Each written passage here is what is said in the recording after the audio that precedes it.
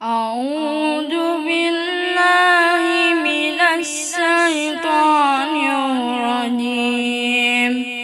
بسم الله الرحمن الرحيم. Kemuliaan dan keutamaan Aisyah. Beliau adalah Ummul Mukminin Ummu Abdillah Aisyah binti Abu Bakar Siddiqah binti Siddiqul Akbar, istri tercinta Rasulullah Shallallahu Alaihi Wasallam. Beliau lahir 4 tahun setelah diangkatnya Nabi Muhammad Shallallahu Alaihi Wasallam menjadi seorang nabi. Ibu beliau bernama Ummu Ruman binti Amir bin Uwaimir bin Abdi Syam bin Kinanah yang meninggal dunia pada waktu Rasulullah Shallallahu Alaihi Wasallam masih hidup, yaitu tepatnya pada tahun ke-6 Hijriah. Rasulullah Shallallahu Alaihi Wasallam menikahi Aisyah 2 tahun sebelum hijrah melalui sebuah ikatan suci yang mengukuhkan gelar Aisyah menjadi Ummul Mukminin. Tatkala itu, Aisyah masih berumur usia 6 tahun. Dan Rasulullah Shallallahu Alaihi Wasallam membangun rumah tangganya setelah berhijrah, tepatnya pada bulan Syawal tahun kedua Hijriah, dan ia sudah berumur 9 tahun. Aisyah menceritakan, Rasulullah Shallallahu Alaihi Wasallam menikahiku pasca meninggalnya Khadijah, sedang aku masih berumur 6 tahun, dan aku dipertemukan dengan beliau tatkala aku berumur 9 tahun. Para wanita datang kepadaku, padahal aku sedang asyik bermain ayunan dan rambutku terurai panjang. Lalu mereka menghiasiku dan mempertemukan aku dengan Nabi Muhammad Sallallahu Alaihi Wasallam.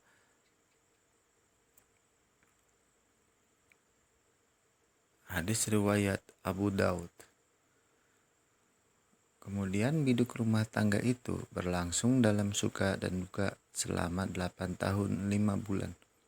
Hingga Rasulullah Sallallahu Alaihi Wasallam meninggal pada dunia pada tahun 11 Hijriah. Sedang Aisyah baru berumur usia 18 tahun saat itu. Aisyah adalah seorang wanita berparas cantik berkulit putih, sebab itulah ia sering dipanggil dengan Humairah. Selain cantik, ia juga dikenal sebagai seorang wanita cerdas yang Allah Subhanahu wa Ta'ala telah mempersiapkannya untuk menjadi pendamping Rasulullah Shallallahu Alaihi Wasallam dalam mengembankan amanah risalah yang akan menjadi penyejuk hati dan pelipurara bagi diri beliau. Suatu hari Jibril memperlihatkan kepada Rasulullah Shallallahu Alaihi Wasallam gambar Aisyah pada secari kain sutra berwarna hijau, lalu berkata, ia adalah calon istrimu kelak di dunia dan di akhirat. Hadis riwayat Tirmizi. Selain menjadi seorang pendamping, setiap yang selalu siap memberi dorongan dan memotivasi kepada suami tercinta. Di tengah beratnya medan dakwah dan permusuhan dari kaumnya, Aisyah juga tampil menjadi seorang penuntut ilmu yang senantiasa belajar dalam madrasah nubuwah, di mana beliau menimba ilmu langsung dari sumbernya. Beliau tercatat termasuk orang yang banyak meriwayatkan hadis dan memiliki keunggulan dalam berbagai cabang ilmu, di antaranya ilmu fikih, ilmu kesehatan, dan syair Arab. Setidaknya sebanyak 1210 hadis yang beliau riwayatkan telah disepakati oleh Imam Bukhari dan Muslim, dan 174 hadis yang hanya diriwayatkan oleh Imam Bukhari serta 54 hadis yang hanya diriwayatkan oleh Imam Muslim. Sehingga pembesar para sahabat kibar tatkala mereka mendapatkan permasalahan, mereka datang dan merujuk kepada Ibunda Aisyah. Kedudukan Aisyah di sisi Rasulullah. Suatu hari orang-orang Habasyah masuk masjid dan menunjukkan atraksi permainan di dalam masjid. Lalu Rasulullah Shallallahu Alaihi Wasallam memanggil Aisyah, "Wahai Humairah, apakah engkau mau melihat mereka?" Aisyah menjawab, "Iya." Maka Nabi Muhammad Shallallahu Alaihi Wasallam berdiri di depan pintu. Lalu aku datang dan aku letakkan daguku pada pundak Rasulullah Shallallahu Alaihi Wasallam dan aku tempelkan wajahku pada pipi beliau. Lalu beliau mengatakan, di antara perkataan mereka, tatkala itu adalah Abul Qasim adalah seorang yang baik. Maka Rasulullah Shallallahu Alaihi Wasallam mengatakan, "Apakah sudah cukup wahai Aisyah?" Aisyah menjawab, "Jangan terburu-buru wahai Rasulullah." Maka beliau pun tetap berdiri. Lalu Nabi Muhammad Shallallahu Alaihi Wasallam mengulang lagi pertanyaannya, "Apakah sudah cukup wahai Aisyah?" Namun Aisyah tetap menjawab, "Jangan terburu-buru wahai Rasulullah Shallallahu Alaihi Wasallam." Aisyah mengatakan, "Sebenarnya bukan karena aku senang melihat permainan mereka, tetapi aku hanya ingin memperlihatkan kepada para wanita bagaimana kedudukan Nabi Muhammad Shallallahu Alaihi Wasallam terhadapku dan kedudukanku terhadapnya." Hadis riwayat An-Nasa'i. Candaan Nabi Muhammad Shallallahu Alaihi Wasallam kepada Aisyah. Aisyah bercerita, suatu hari Rasulullah Shallallahu Alaihi Wasallam datang menemuiku sedang aku tengah bermain-main dengan gadis-gadis kecil. Lalu Rasulullah Shallallahu Alaihi Wasallam bertanya kepadaku, "Apa ini wahai Aisyah?" Lalu Aisyah mengatakan, "Itu adalah kuda Nabi Sulaiman yang memiliki sayap." Maka Nabi Muhammad Shallallahu Alaihi Wasallam pun tertawa. Hadis riwayat Ibnu Sa'ad dalam Tabaqat. Suatu hari Rasulullah Shallallahu Alaihi Wasallam berlomba lari dengan Aisyah dan Aisyah menang. Aisyah bercerita, Nabi Muhammad Shallallahu Alaihi Wasallam berlari dan mendahuluiku. Namun aku mengejarnya hingga aku mendahuluinya. Tetapi tak kala badanku gemuk, Nabi Muhammad Shallallahu Alaihi Wasallam mengajak lomba lari lagi. Namun beliau mendahuluiku. Kemudian beliau mengatakan, "Wahai Aisyah, ini adalah balasan atas kekalahanku yang dahulu." Hadis riwayat Tabrani dalam Mu'jamul Kabir. Keutamaan Aisyah, banyak sekali keutamaan yang dimiliki oleh Ibunda Aisyah. Sampai-sampai Rasulullah Shallallahu Alaihi Wasallam pernah mengatakan dalam sabdanya, "Orang yang mulia dari kalangan laki-laki banyak, namun yang mulia dari kalangan wanita hanyalah Maryam binti Imran dan Aisyah istri Fir'aun, dan keutamaan Aisyah atas semua wanita seperti keutamaan syarit atas segala makanan." Hadis riwayat Bukhari. Beberapa kemuliaan itu diantaranya, pertama, beliau adalah satu-satunya istri Nabi Muhammad Shallallahu Alaihi Wasallam yang dinikahi tak kala gadis, berbeda dengan istri-istri Rasulullah Shallallahu Alaihi Wasallam yang lain, karena mereka dinikahi tak kala janda. Aisyah sendiri pernah mengatakan, "Aku telah diberi 9 perkara yang tidak diberikan kepada seorang pun setelah Maryam. Jibril telah menunjukkan gambarku tak kala Rasulullah Shallallahu Alaihi Wasallam diperintah untuk menikahiku. Beliau menikahiku tak kala aku masih gadis, dan tidaklah beliau menikahi seorang gadis kecuali diriku. Beliau meninggal dunia sedang kepalanya berada dalam dekapanku, serta beliau dikuburkan di rumahku. Para malaikat menaungi rumahku. Al-Quran turun sedang aku dan beliau berada dalam satu selimut. Aku adalah putri kekasih dan sahabat terdekatnya. Pembelaan kesucianku turun dari atas langit. Aku dilahirkan dari dua orang tua yang baik. Aku dijanjikan dengan ampunan dan rizki yang mulia. Lihat dalam kitab Al-Hujjah fi Bayan Mahajjah. Yang kedua, beliau adalah orang yang paling dicintai oleh Rasulullah Shallallahu Alaihi Wasallam dari kalangan para wanita.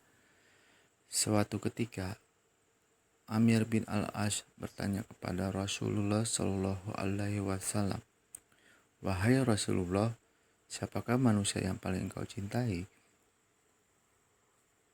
Rasulullah menjawab, "Aisyah." "Dari kalangan laki-laki?" tanya Amir. Beliau menjawab, "Bapaknya." Hadis riwayat Bukhari dan hadis riwayat Muslim. Mereka pantaskah kita membenci, apalagi mencela orang yang paling dicintai oleh Rasulullah Shallallahu Alaihi Wasallam? Mencela Aisyah berarti mencela, menyakiti hati dan Rasulullah Shallallahu Alaihi Wasallam. Na'udzubillah min dzalik. Ketiga, Aisyah adalah wanita yang paling alim daripada wanita lainnya. Berkata Az-Zuhri, apabila ilmu Aisyah dikumpulkan dengan ilmu seluruh para wanita lain, maka ilmu Aisyah lebih utama. Lihat kitab Al-Mustadrak Imam Al-Hakim. Berkata Atha, Aisyah adalah wanita yang paling faqih dan pendapat-pendapatnya adalah pendapat yang paling membawa kemaslahatan untuk umum. Lihat dalam kitab Al-Mustadrak Imam Hakim. Berkata Ibnu Abdul Bar, Aisyah adalah satu-satunya wanita di zamannya yang memiliki kelebihan dalam 3 bidang ilmu, yaitu ilmu fikih, ilmu kesehatan, dan ilmu syair. Keempat, para pembesar sahabat apabila menjumpai ketidakpahaman dalam masalah agama, maka mereka datang kepada Ibunda Aisyah dan menanyakannya hingga Aisyah menyebutkan jawabannya.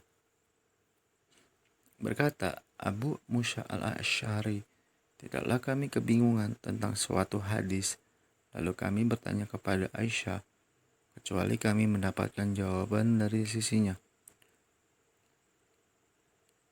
Hadis riwayat Sunan At-Tirmizi. Kelima, tak kala istri-istri Nabi Muhammad Sallallahu Alaihi Wasallam diberi pilihan untuk tetap bersama Nabi Muhammad Sallallahu Alaihi Wasallam dengan kehidupan apa adanya atau diceraikan dan akan mendapatkan dunia, maka Aisyah adalah orang pertama yang menyatakan tetap bersama Nabi Muhammad Sallallahu Alaihi Wasallam. Bagaimanapun kondisi beliau sehingga istri-istri Nabi Muhammad Sallallahu Alaihi Wasallam yang lain mengikuti pilihan-pilihannya.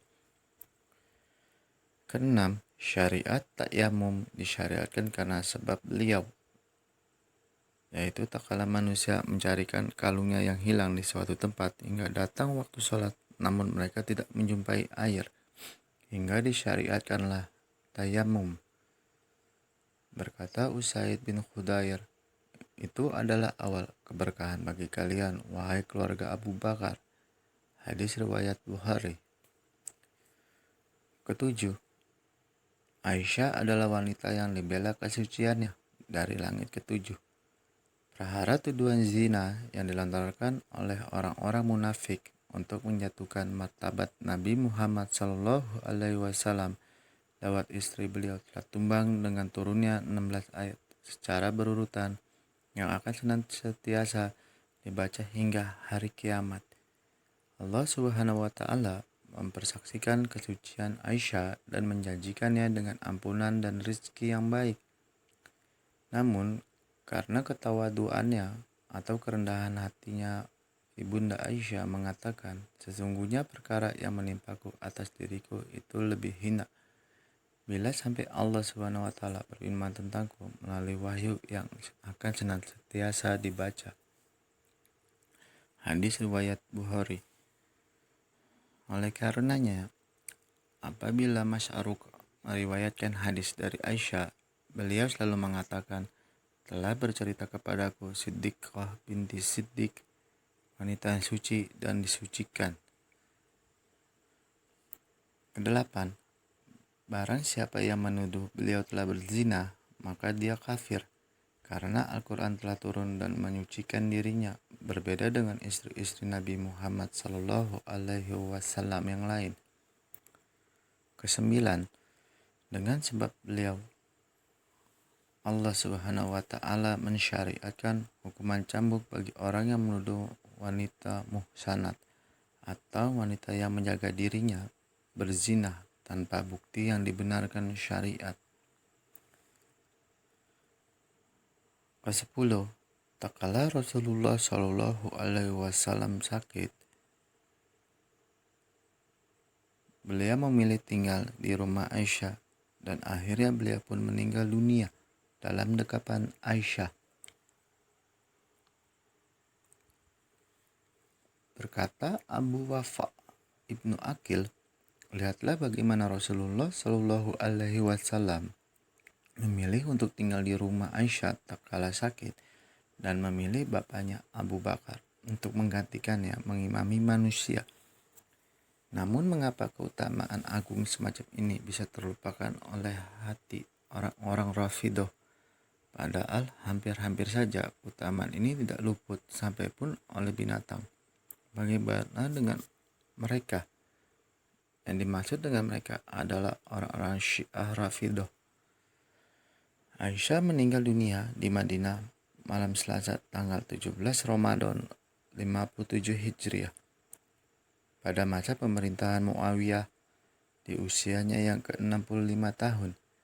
Setelah berwasiat untuk disolati oleh Abu Hurairah dan dikuburkan di pekuburan bagi pada malam itu juga. Semoga Allah Subhanahu wa Ta'ala meridhoi Aisyah dan menempatkan beliau pada kedudukan yang tinggi di sisi Rabb-Nya. Amin. Allahumma amin. Sekianlah informasi pengetahuan keagamaan ini. Semoga bermanfaat untuk kita, khususnya kaum muslim, agar kita semakin mendekatkan diri kepada Allah Subhanahu wa Ta'ala dan mampu menjalankan syariat-syariat Islam. Allahu a'lam bishawab.